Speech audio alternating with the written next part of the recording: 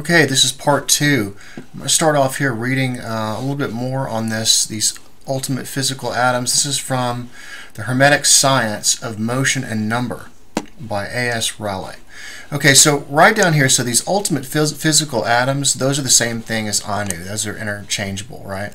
But I want to read you something kind of interesting, and then I'm going to relate it to the Orion Nebula. When we find that these ultimate physical atoms are brought together, that is, when they descend a little lower in the rate of vibration, they are differentiated into electricity or magnetism, and thus they combine again, being drawn together, and a certain note is struck. This note is played, as it were, it sounded by the electron of electricity or magnetism, as this case may be. Then again, as we come on, come a little bit lower, the electricity differentiates. It has gone into hydrogen and oxygen. That is the ether which forms hydrogen and oxygen. Now, let me jump over to something real quick. Okay, I don't know if you guys read the news article, but just a while back, oxygen molecules were found inside the Orion Nebula. And this, by the way, is from Catholic.org. I thought I would just go ahead and use their own news to support me. But yeah, oxygen molecules found inside the Orion Nebula. And just to let you know where they were found, okay, so when we're looking at the whole Orion Nebula here, they were found right here close to these trapezium stars. And guess what is right there? Right here is our Anu. So let's jump over to something else real quick. Okay, we're back on this page. We're going to go a little bit further, and basically this caduceus is also can also be seen in the winged disk. Okay, now the winged disk, if you remember, although this does not directly point to that bright spot that you see right there in the middle, this is the kind of thing that's leading me to believe that there is a consciousness communicating from the Orion Nebula, because it shows a winged disk. This is a winged disk right here. You can see both the wings, you can see this area, and of course the winged disk is similar to the caduceus. So this right here is something separate I wanted to throw into you that doesn't have anything to do specifically with the Anu, but it's interesting that you find that right in this same area. It's almost like a communication from consciousness, but it's not actually, part of the Anu. So let me jump over to something else real quick, because I want to show you something that's important. Okay, I'm going to start getting into some stuff to show you that the church knows all this stuff, but what they have done basically is they've twisted everything. Okay, and I'm going to go into a few things and show you some pictures of art, and it's going to make you scratch your head a little bit, but you're going to, you've really got to take a hard look at this stuff and just see if you think it's. But I'll tell you something interesting about all of this. When I get through this, you're going to realize that the outcome of all this is very cool. Whether you're a Christian or not, the outcome is basically, in my opinion, better for everybody. So anyway, this IHS symbol, this is a Jesuit symbol, right? Well, I found out that the IHS symbol is the same. It basically means Iacchus. Okay, if you take a look up at the top here, IACCHUS, which was also another name for Dionysus. Dionysus right here is holding a staff that looks much like the caduceus. It's got a pine cone on top, and right here is his staff also, right? It's got the pine cone on top. So same thing it looks like as a caduceus. So basically the IHS logo is showing you that they know about that. Okay? So we're going to jump back over here, and when you think of the pine cone, you think of the pineal gland, you think of consciousness. Okay, well I'm going to show you how this kind of ties in. This is the Kabbalah tree of life down here. All right. Now, Have you ever heard of the pillars of creation? So basically, the pillars of creation, the two serpents in the caduceus represents the pillars of severity and mercy, while the central staff represents the pillar of mildness. And I believe that these are the pillars of creation. I say that because the Kabbalah tree of life, okay, which you have right here, the three pillars I just showed you at the top is this one, and this one at the very top of that thing, and you have Bina, Kether, and Chokmah, right? You have severity, consciousness, and mercy. Okay? Well, here's what's really interesting about this thing. Here is the tree of life compared to the Anu. And when you overlay them, it looks like this. And the whorls, those major whorls that you saw on the outside, fall right in line with what you see in the tree of life. And if you notice right here, okay, if you notice, these whorls right here are farther apart than these whorls. And so are these, farther apart from this. And so when you take a look, they all fall right in line when you overlay it on top of this thing. So, something else amazing. Let me hop over to something else and I'll show you something else. Everybody's probably familiar with this picture. This is Jesus with a crown of thorns on.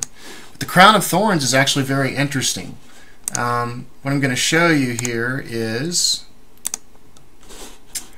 this is Prajna Pamarina, the supreme mother goddess of the Tibet. Okay.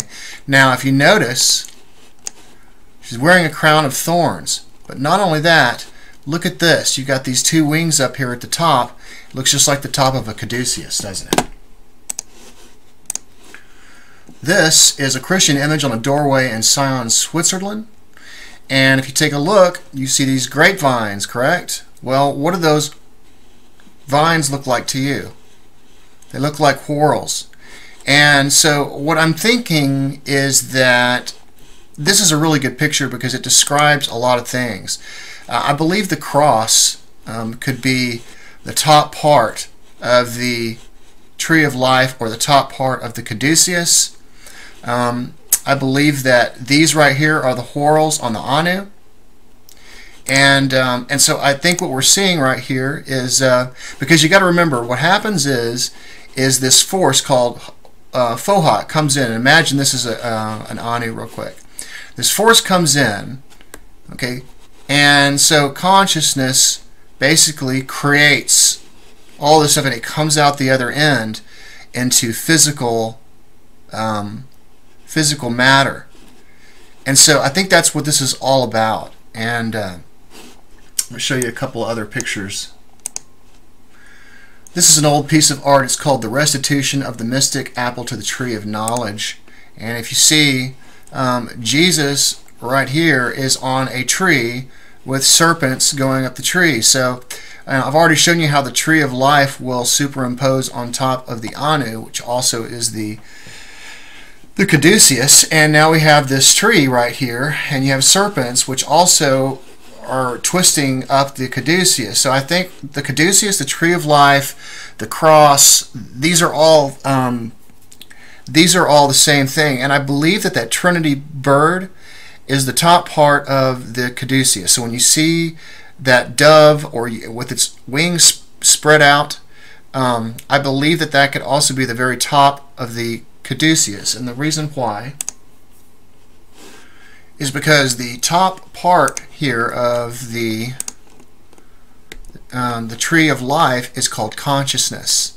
Okay, and that is the highest, also the highest area of the angels, which is the consciousness part.